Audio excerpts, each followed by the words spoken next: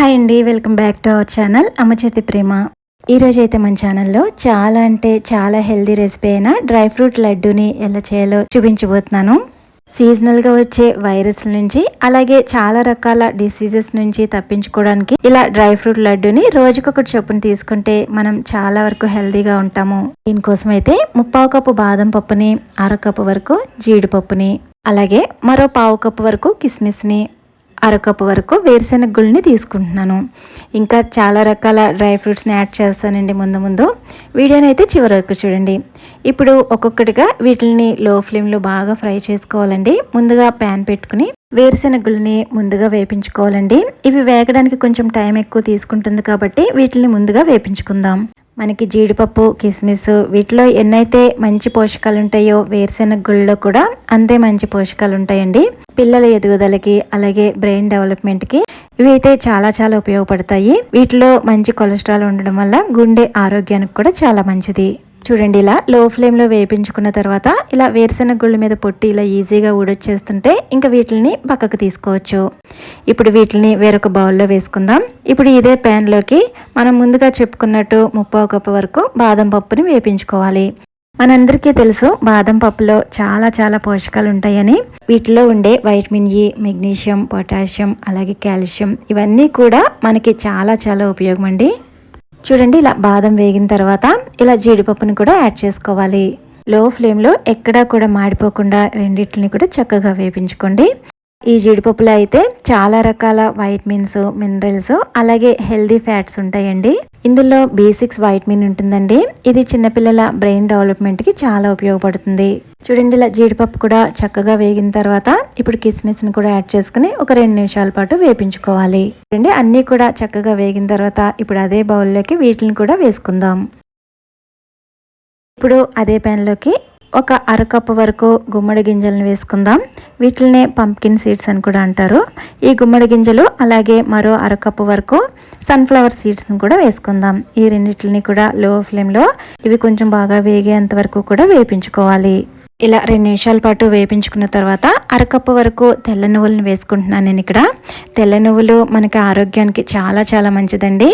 ఇందులో అధికంగా కాల్షియం ఉండటం వల్ల బోన్ డెవలప్మెంట్కి అలాగే చిన్నపిల్లల్లో ఎదుగుదల బాగుండడం కోసం ఇలా తరచుగా నువ్వులను ఇవ్వడం వల్ల వాళ్ళ ఎదుగుదలకి ఎటువంటి ఆటంకం ఉండదు. నువ్వులు కూడా 2 నిమిషాలు చిట్టుపెట్టమన్న తర్వాత 2 టేబుల్ స్పూన్ల వరకు గసగసాలను వేసుకోండి. ఈ పాపీ సీడ్స్ కూడా బోన్ డెవలప్మెంట్కి అలాగే డైజెషన్ సిస్టమ్ కరెక్ట్గా పనిచేయడానికి చాలా చాలా ఉపయోగపడతాయండి. ఇవన్నీ కూడా ఇలా లో ఫ్లేమ్లో వేపించుకున్న తర్వాత సేమ్ బౌల్లోకి ఇవన్నీ కూడా తీసుకుందాం. ఇలా తీసుకున్న ఈ బౌల్లో ఉన్న వాటిని మిక్సీ జార్లోకి కొంచెం కొంచెం వేసుకుంటూ కొంచెం బరకగా గ్రైండ్ చేసుకోవాలి. ఇలా ముక్కల కింద గ్రైండ్ చేసుకుంటే మనం తినేటప్పుడు ప్రతిదీ కూడా మన పంటికి తగులుతూ చాలా టేస్టీగా ఉంటుంది. ఇందులో 4 యాలకులను కూడా వేసుకోండి. ఈ ఫ్లేవర్తో మనం చేసే లడ్డు అనేది చాలా టేస్టీగా ఉంటుంది. చూడండి, ఈ విధంగా అయ్యేటట్లు గ్రైండ్ చేసుకోవాలి. ఈ విధంగా ఉంటేనే మనకి లడ్డు అనేది చాలా టేస్టీగా ఉంటుంది. ఇప్పుడు మనం బెల్లం పాకం అనేది పట్టుకుందాము.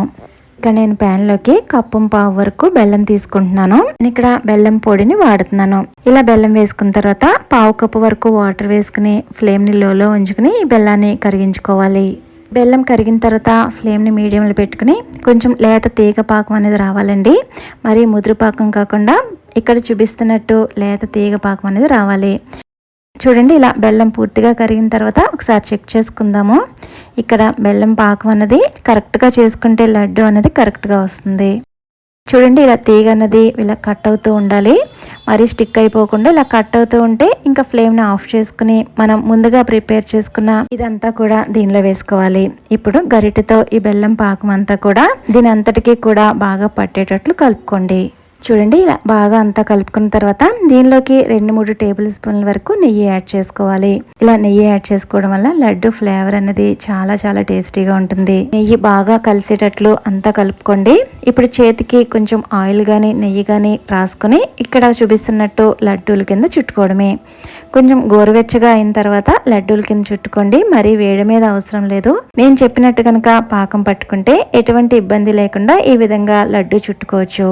ఇన్ కేస్ మీకు లడ్డు కట్టడం సరిగ్గా కుదరకపోతే మరో 3-4 టేబుల్ స్పూన్ల నెయ్యి వేసి అప్పుడు చుట్టండి, చక్కగా లడ్డు ఫామ్ అవుతుంది. ఇవి ఒక 10 రోజుల వరకు నిల్వ ఉంటుందండి, ఏమాత్రం పాడవవు. పిల్లలకి అలాగే పెద్దవాళ్ళకి రోజుకొకటి చొప్పున తీసుకుంటే ఎటువంటి ఆరోగ్య సమస్యలు లేకుండా చాలా హెల్తీగా ఉంటారు. నేను ఇక్కడ ఒకటైతే విరిపి చూపిస్తున్నాను. ఇప్పుడే కట్టాను కదా, ఇంకా కొంచెం బిగుసుకోవాలి. చాలా చక్కగా వచ్చాయండి, చాలా చాలా టేస్టీగా ఉన్నాయి. ఈ వీడియో నచ్చిందని అనుకుంటున్నాను. నచ్చితే లైక్ చేసి సబ్స్క్రైబ్ చేసుకోవడం మర్చిపోవద్దు. మన ఛానల్ డైలీ ఫాలో అవ్వండి. మంచి మంచి రెసిపీస్ మన ఛానల్లో ఉన్నాయి. Thank you for watching.